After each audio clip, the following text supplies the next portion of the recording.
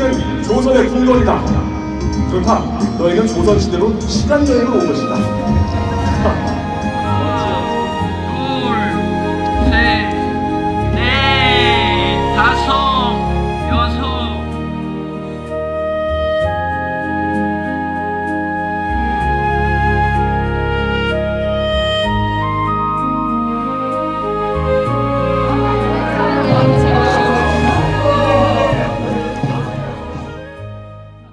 참에 참.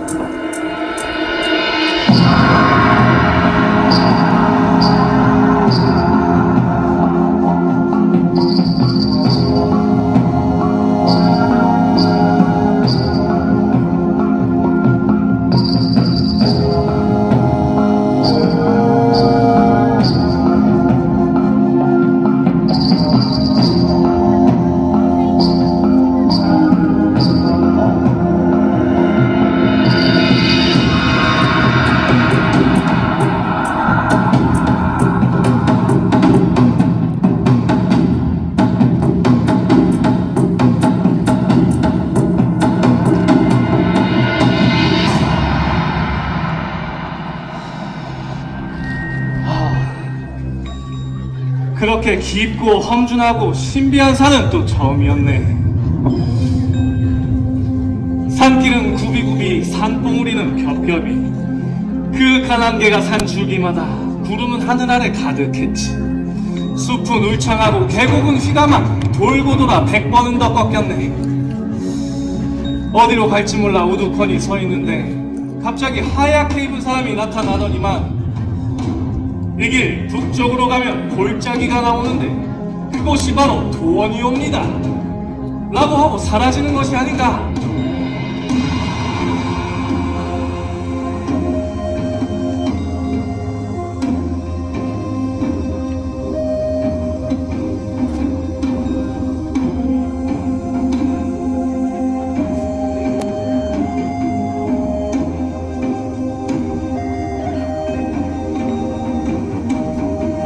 다다르니 깊은 동굴이 나왔다네. 아무것도 보이지 않는 캄캄한 어둠, 그 광활한 심연 속으로 또 한 발 걸어갔지.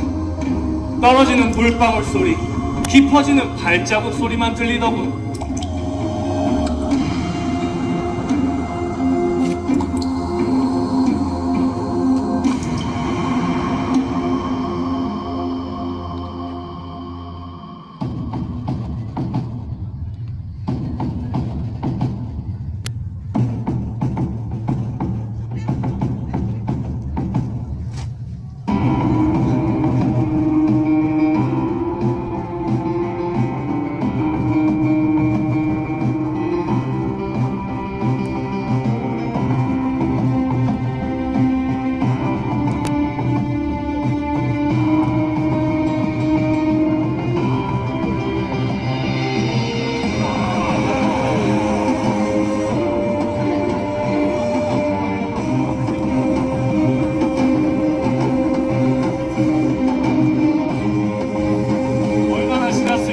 이제 끝인가 보다 싶던 순간 저 멀리 한쪽이 빛이 보였다네. 그 빛을 따라 밖으로 나온 순간 갑자기 눈앞이 청 하고 트였지. 거기엔 복숭아꽃이 그들어졌다네. 수백 그루는 되어 보였어. 사방에 난개와 피눈으로 가렸고 복숭아숲 뒤는 노을이 깔렸지. 그렇게 아름답고 황홀한 모습에 나 그만 넋을 잃고 말았네. 그래, 이곳이 바로 도원이었네.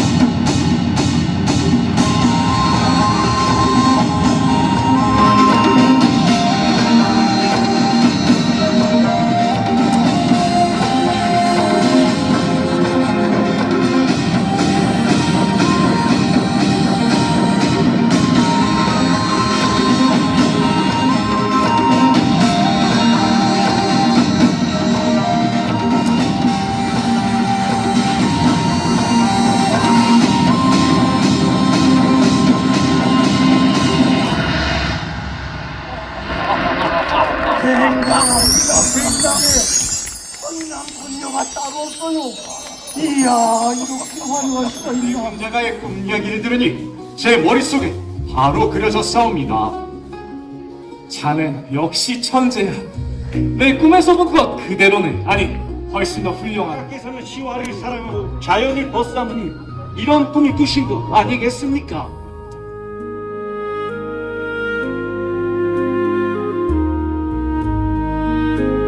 많이들 모이셨소.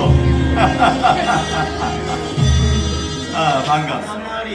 이승에 앞서 이 악기들의 소개가 있겠습니다. 한번 해봅니다. 자, 우선 이 부채처럼 생긴 것은 박달나무로 만든 닭이라는 악기입니다. 단순한 나무 조각이 아닌 모든 소리를 묶어 세는 것이지요.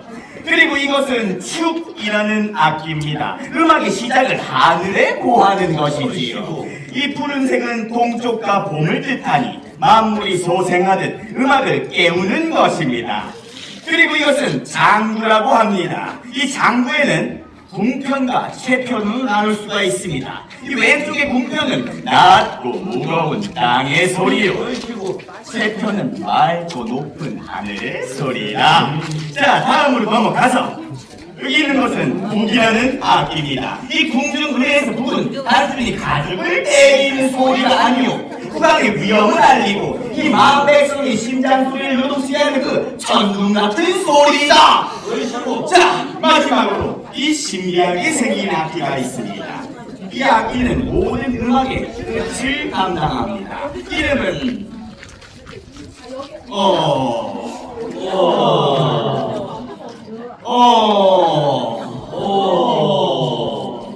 맞습니다. 어라고 합니다.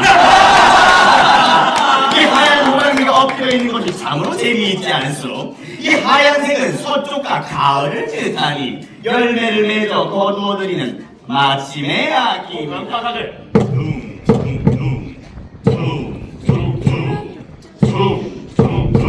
이렇게 총 3번을 내리치시면 되시오. 자, 한번 해보시오.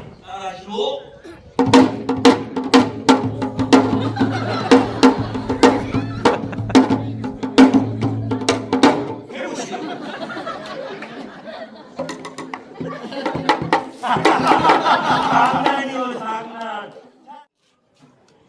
대동 용용인 어러셔.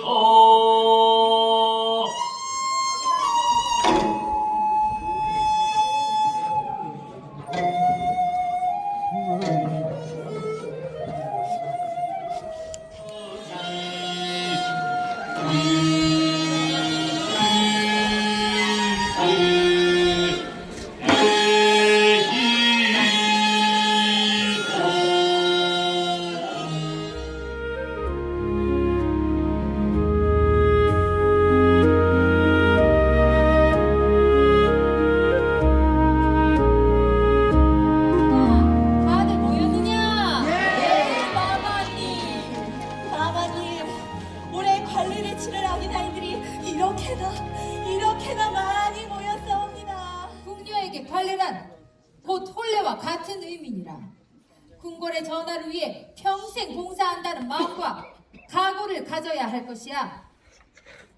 내일 관례를 치르기 위해 오늘 밤에는 생머리를 풀고 어른의 머리 모양을 준비해야 한다. 그리고 정식 나인의 예복을 입게 될 것이다. 울산에서 온 29살 아기다이리옵니다. 29살, 조금 커트라인이긴 하지만 괜찮다. 이제 너희가 입을 옥색 저고리. 이 옥색 저고리는 맑은 가을 하늘처럼 정갈한 마음을 뜻하며 남색 치마. 남색 치마는 깊은 바다처럼 입이 아주 무거워야 한다는 뜻이다. 그리고 저고리 끝에 달린 이 자주색 끝동을 한번 보거라. 이것은 너희가 이제 궁궐의 규율을 지키는 성인이 되었음을 증명하는 표식이다. 치마는 밑단이 발등을 살짝 덮어야 걸을 때 발끝이 보이지 않아 이 품위가 서는 법이다. 그리고 가슴의 끈은 가슴이 압박이 될 정도로 아주 꽉 묶어야 한다. 타이트, 오케이? 타이트 준비가 부족했사옵니다. 하물며 거꾸로 입었다 지금. 치마가 너무 짧질 않느냐. 그래, 뭐 나머지들은 조금 볼만하구나.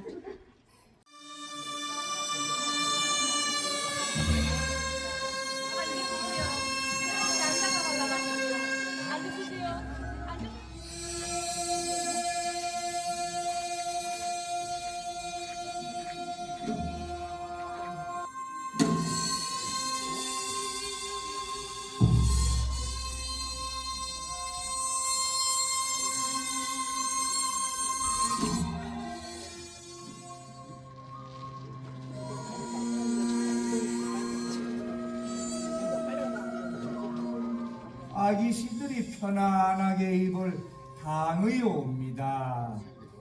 당이의 저고리는 옆구리가 터져 있어 보기에도 우아하지만 거동하시기에는 더욱 편안합니다.